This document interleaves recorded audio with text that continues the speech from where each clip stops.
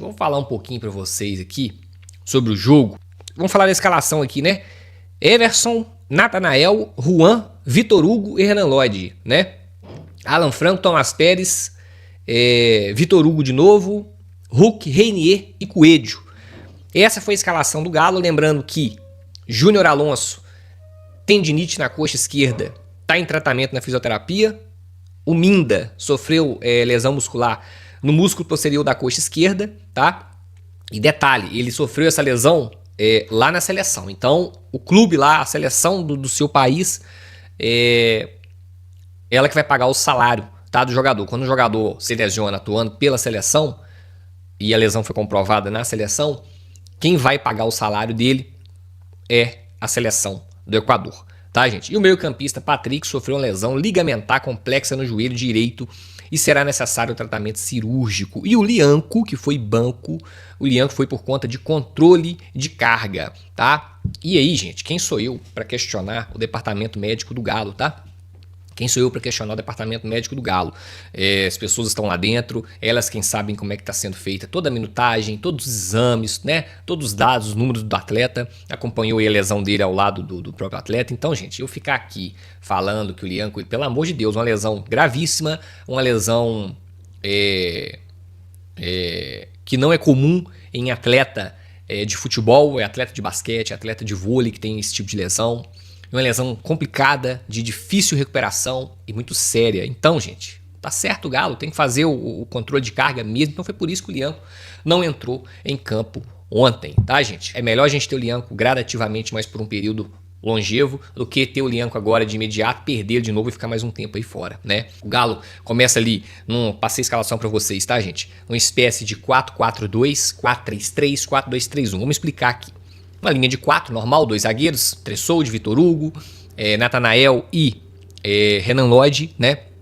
Aí temos ali na volância Tomás Pérez fazendo a cobertura, Tomás Pérez fazendo o entrelinhas, né? Ele entre a primeira linha de 4 e a segunda linha do Galo meio campo, ele fica no meio, ele faz a cobertura dos dois laterais, ele faz a cobertura do próprio Alan Franco que subia de vez em quando, do Vitor Hugo também que subiu bastante, vamos falar muito do Vitor Hugo aqui. Então, o Tomás Pérez...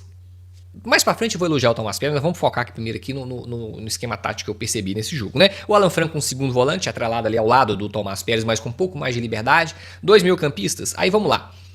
4-4-2, Vitor Hugo na direita, Coelho na esquerda, Hulk e Reinier, desculpem, Hulk e Reinier, sendo o Reinier o falso 9 e o Hulk com mais liberdade para flutuar, puxar da direita pro meio e tal, sem ser aquele pivô. Essa foi uma das formas. Outra forma também, às vezes até um 4-2-3-1 com os dois volantes, o Vitor Hugo centralizado, o Coelho na esquerda, o Hulk mais na direita, o Reinier de falso 9, um 4-3-3, gente, 4-2-3-1, 4-3-3, eu vou falar a verdade pra vocês, é praticamente a mesma coisa, tá? Isso aqui também são só numerologia também e tal. O negócio é que ficou ali no 4-2-3-1, 4-3-3 e 4-4-2. Resumindo, o Hulk era da direita pra dentro, o Vitor Hugo era da direita pra dentro também, flutuando bem, o Coelho mais encostado pelo lado esquerdo, o Reinier de falso 9, às vezes trocando com o Hulk. No decorrer da partida, vamos chegar lá ainda, o Hulk foi o falso 9, né?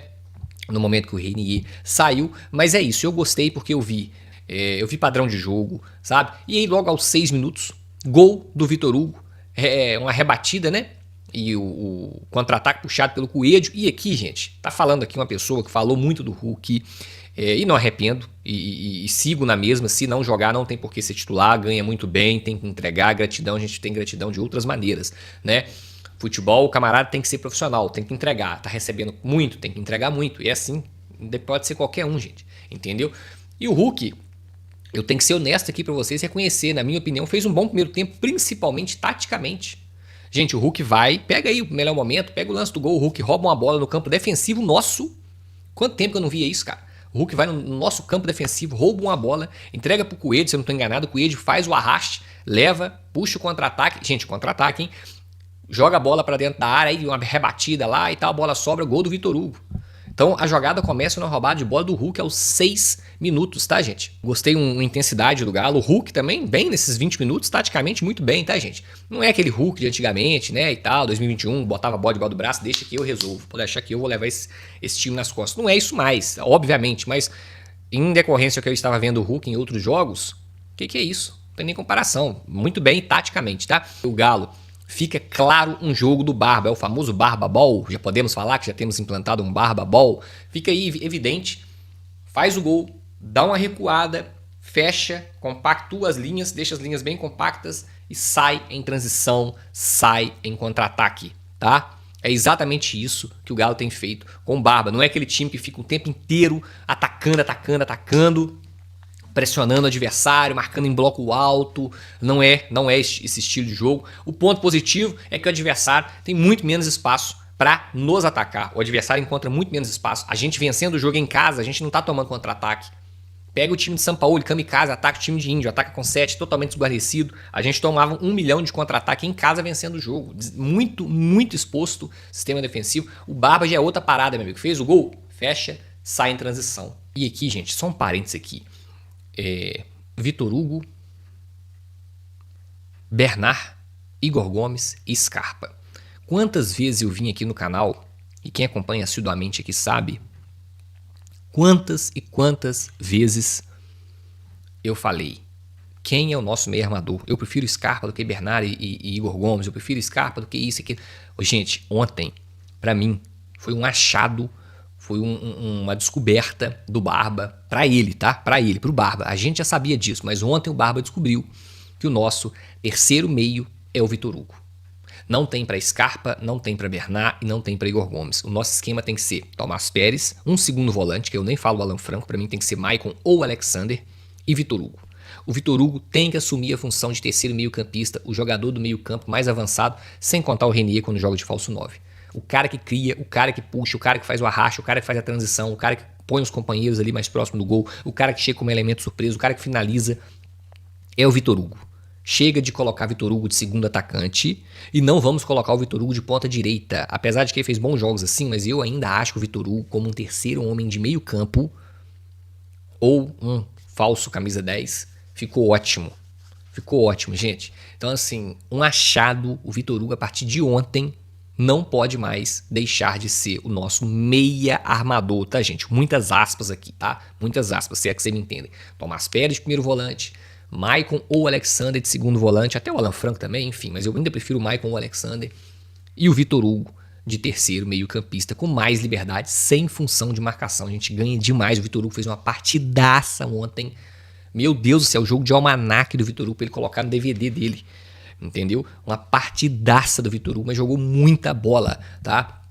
Então, Galo melhor no primeiro tempo, poderia ter sido mais de 1-0, o Cap mal passou do meio campo, o Everson não fez nenhuma defesa, foram 11 chutes pro Galo e 3 do Atlético Paranaense, tá? 11 chutes nossos contra 3. A diferença é que nós não conseguimos transformar esses 11 chutes em chances reais de gol. Muitos chutes para fora. Aí, meu amigo, o trabalho do técnico vai até aí. Quando o técnico consegue fazer o time chegar até o terço final e você conseguir ter um sistema defensivo legal, mérito total do técnico. Porque o Everson não foi exigido no primeiro tempo. O que isso nos mostra? Nos mostra que o sistema defensivo do primeiro tempo foi muito bom. Quando o adversário tem a chance de tá ali com a bola, mas não consegue criar a chance real, não consegue finalizar, não consegue, sabe? E o goleiro nosso sai sem ser exigido, é mérito do sistema defensivo, bem compactado, bem posicionado, bem protegido. O adversário não conseguiu finalizar nosso gol, gente. O Cap não conseguiu passar do meio de campo, um time compactado, linhas próximas, jogadores com movimentos coordenados e não movimentos intuitivos. Deixa eu fazer um outro parênteses. O Natanael, tô olhando pro lado, gente, o gato apareceu aqui, também de pular na mesa aqui, destruir isso aqui tudo, tá? Por isso que eu tô olhando pro lado aqui, que eu deixei a porta do quarto aberta, o gato simplesmente veio aqui pra ver como é que tá. Mas vambora. Perdi o raciocínio aí, tá vendo? Deixa eu pausar aqui. Vamos lá.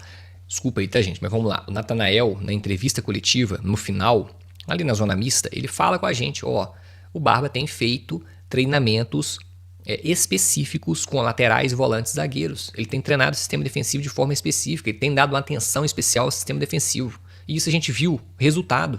Quantas vezes eu vim no canal, nesse período da data FIFA, falei, gente, tomara, e eu sei que essa parada, essas 9 sessões de treino vão fazer diferença. E quando o futebol voltar, a gente vai ver ali um padrão de jogo, um estilo de jogo, um movimento coordenado, o time sabendo o que faz com a bola e principalmente sem a bola. Falei isso e tá aí na cara. Chapecoense e Atlético Paranaense. 6 gols marcados, 1 gol sofrido, um jogo fora e um jogo em casa. Ah, mas é a Chapecoense, mas é o Atlético Paranaense. Mas esse time aí, gente, não tava ganhando de América. Olha onde tá o América hoje na Série B.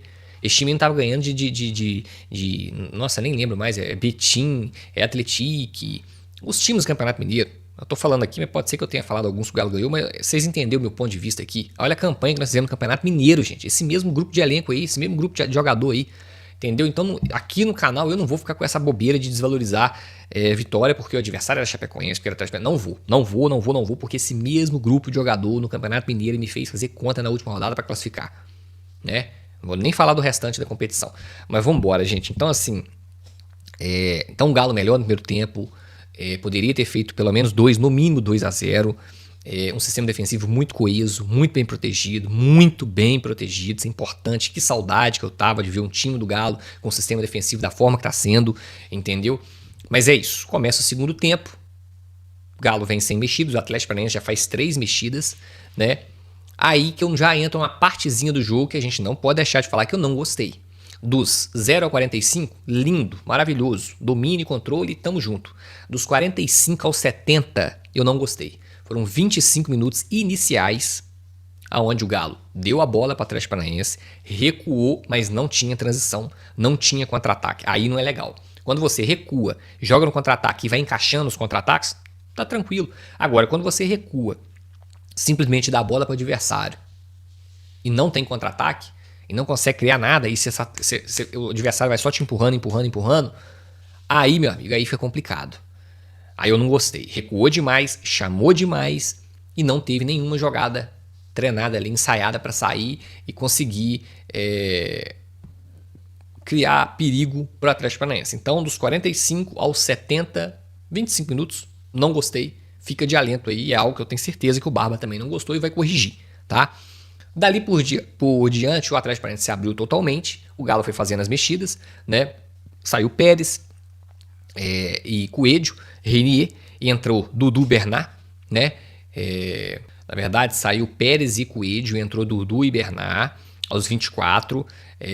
Cissé também entrou na partida no segundo tempo. E chama atenção que outro parênteses, o Alexander. O Alexander hoje está sendo reserva pro Cissé. E eu não tô nem aí. O Cissé pode jogar mais e tá tudo bem. Tá tudo bem, futebol não é hierarquia, futebol é momento. Se o Cissé tá mostrando no dia a dia que tá na frente do Alexander, vamos embora de Cissé, não tem problema nenhum com isso não. O problema é, o Alexander tá aqui, daqui 2 meses completa 1 ano que o Alexander tá aqui. Ô gente, tá na hora, né, Alexander? Você não foi barato não, meu amigo. O futebol que eu vi você jogar no Fluminense tá muito longe do que eu tô vendo você jogar no Galo. Você não teve nenhuma sequência de titular no Galo, seu salário é alto, você foi um custo elevado, vamos acordar pra vida. Tá fazendo falta.